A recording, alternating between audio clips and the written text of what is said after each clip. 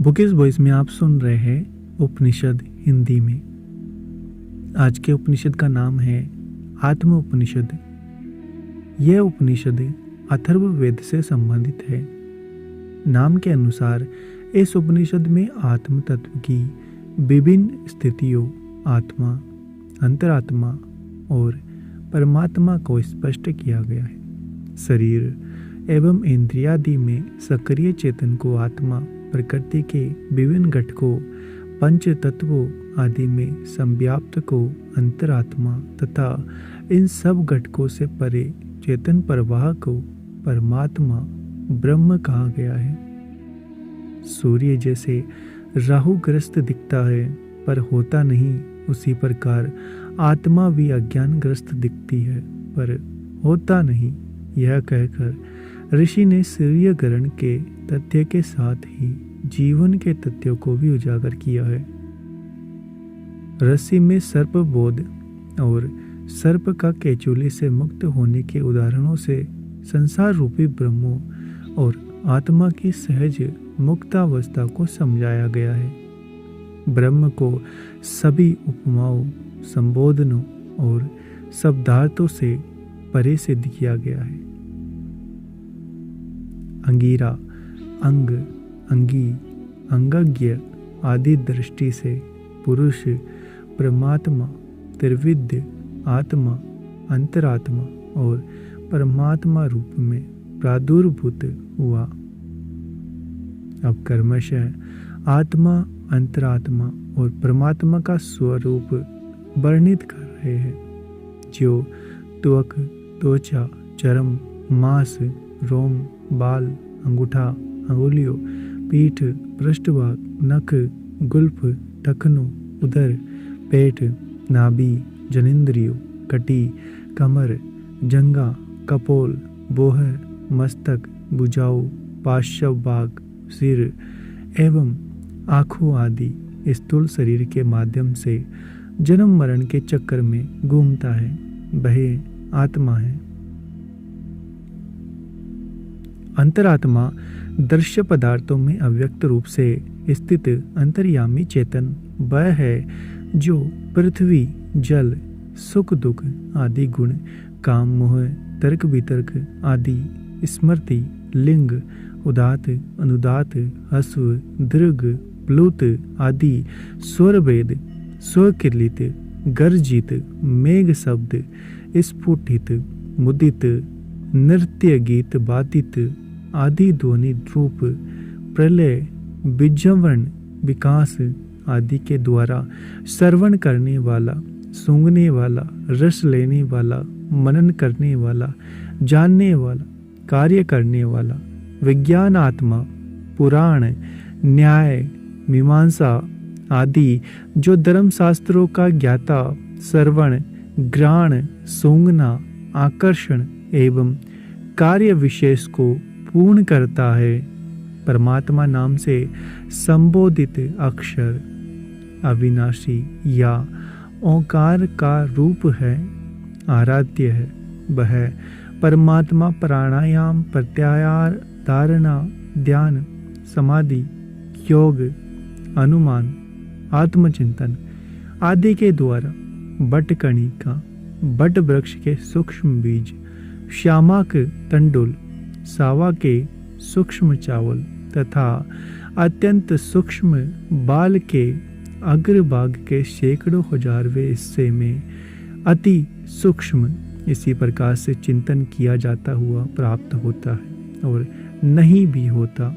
वह ना कभी प्रकट होता है, ना मरता है, ना शुष्क होता है, ना आर्द्र होता है, ना चलायमान है, ना कंपन करता है, ना टूटता है, ना स्थिर रहता है। वह तो गुणों से रहित, सर्व प्रमाणभूत, शुद्ध स्वरूप, अवयव रहित आत्मा, केवल सूक्ष्म, निर्मल, निरंजन, विकारहीन, शब्द, स्पर्श, रूप, रस एवं गंधहीन, ज्ञान से रहित, कल्पना रहित, आकांक्षा से रहित, सर्वत्र व्याप्त, अचिंत्य एवं इस प्रकार का परमात्मा है कि जिसका ठीक ठीक ज्ञान नहीं किया जा सकता।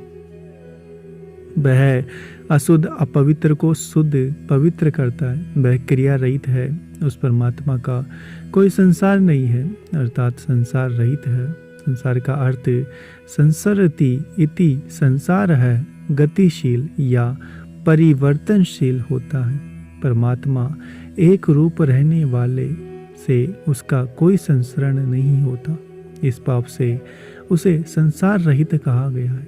अगले बंदों में उस आत्म तत्व का स्वरूप दृष्टिगत होने पर सब जगह उस परमात्मा तत्व ब्रह्म के ही वासित होने की बात कही गई है। आत्मा नामक वह परम पवित्र कल्याणकारी एकमात्र अद्वैत ब्रह्म रूप होने के कारण केवल ब्रह्म ही प्रतिवासित होता है। इस जगत के रूप में ब्रह्म ही परिलक्षित होता है। विद्या अविद्या भाव अभाव आदि के वेद से जो भी दृष्टि गोचर होता है वह अविनाशी ब्रह्म का ही रूप है। गुरु एवं शिष्य आदि के वेद से ब्रह्म ही दृष्टि गोचर होता है। वास्तव में यदि देखा जाए तो यत्र तत्र सर्वत्र वह शुद्ध प्रकाश स्वरूप ब्रह्म ही है। वस्तुतः ना तो विद्या है और ना ही अविद्या है, न जगत है, ना ही अन्य कोई वस्तु सत्य है, लेकिन सत्य रूप में जगत का बान होना ही इस संसार का प्रवर्तक है। यह संसार असत्य है, यह बान होना ही इसका मुक्तिदाता है। जैसे सामने रखे हुए गड़े के ज्ञान के लिए कोई भी अन्य नियम अपेक्षित नहीं है, जिस प्रकार से प्रत्येक सामने स्थित पदार्थ का ज्ञान बिना ही प्रमाण के हो जाता है, ठीक उसी प्रकार नित्य सिद्ध यह आत्मा प्रमाणित प्रत्यक्ष होकर ही प्रतिभाषित होता है।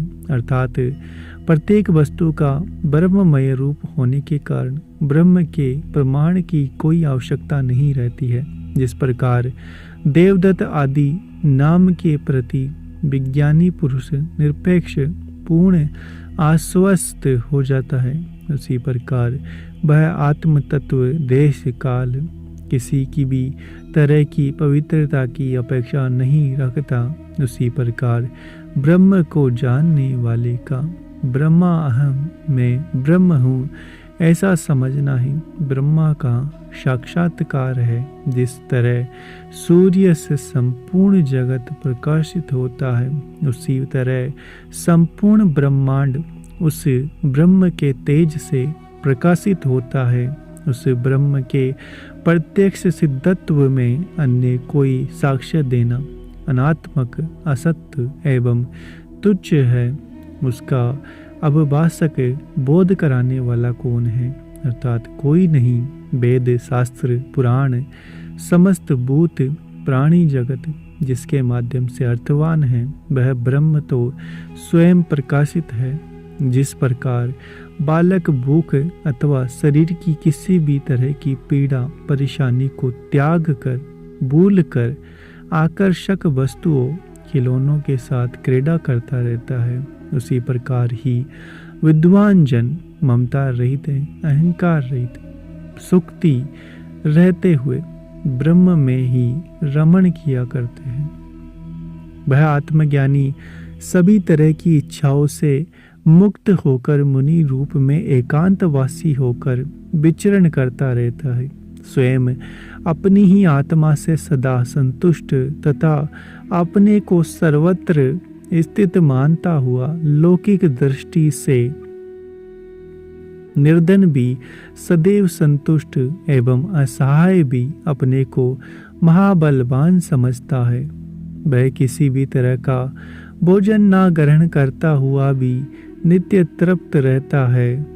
देखने में असमान व्यवहार करता हुआ भी सबको बराबर देखने वाला, कार्य करता हुआ भी काम ना करता हुआ सा तथा फल का उपभोग करता हुआ भी भोग रहित माना जाता है।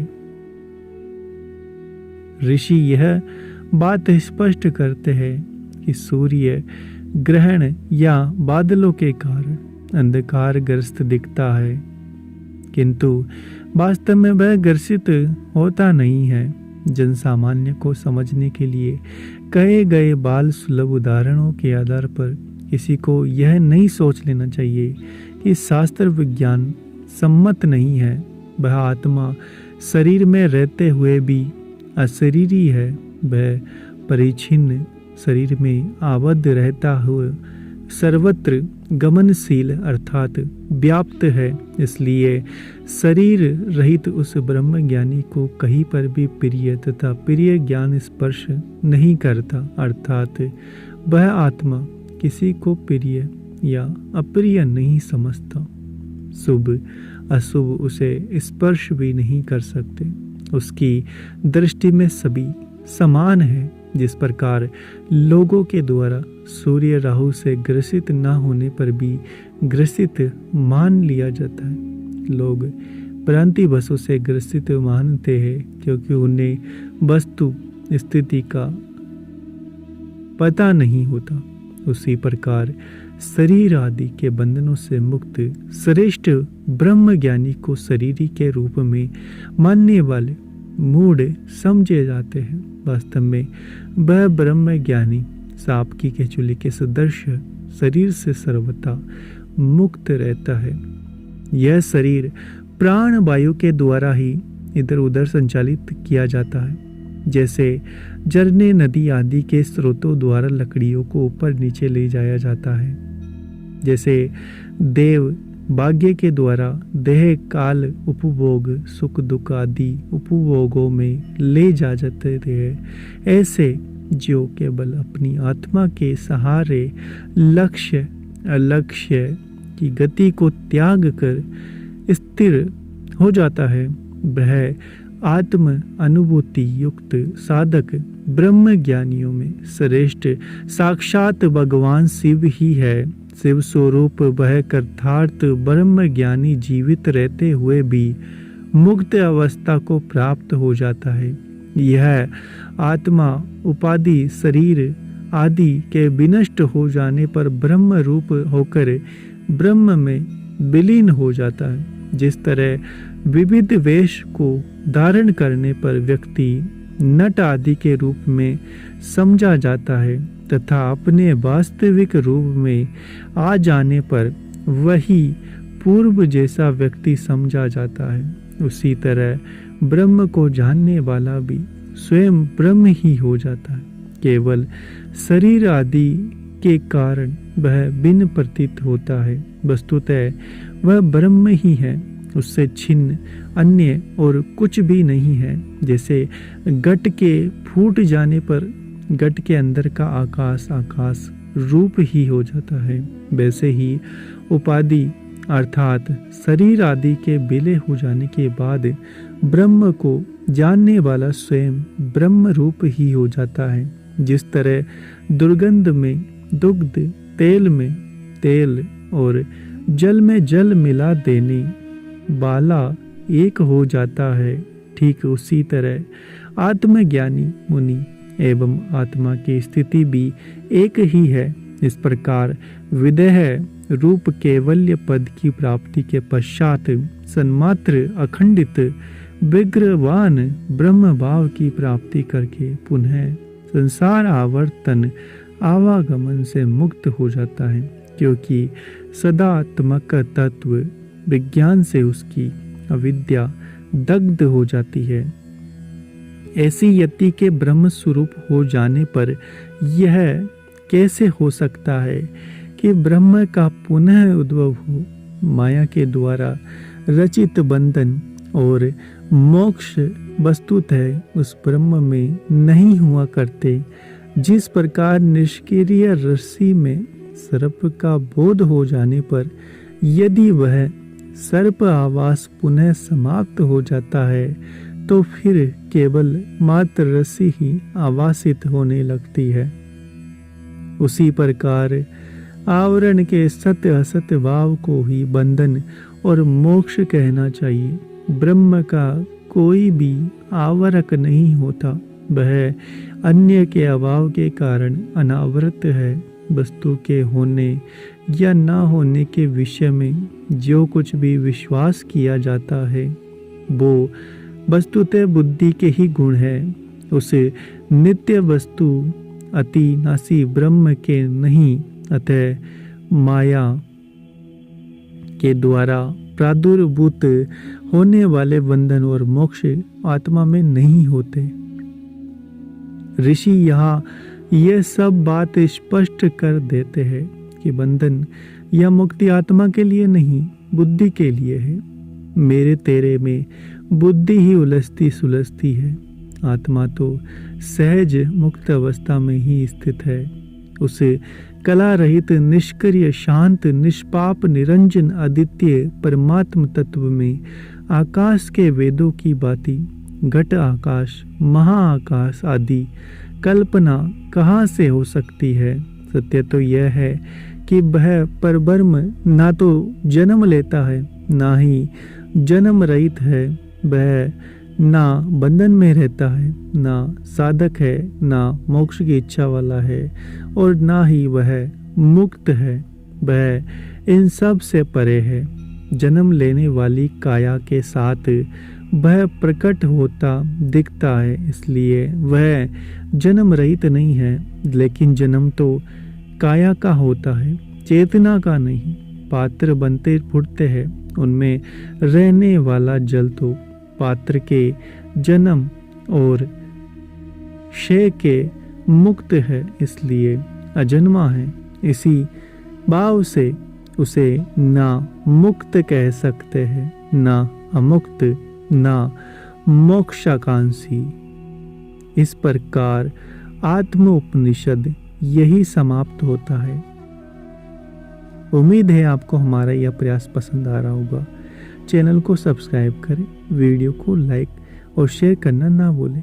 मिलते हैं आपसे अगले एपिसोड में।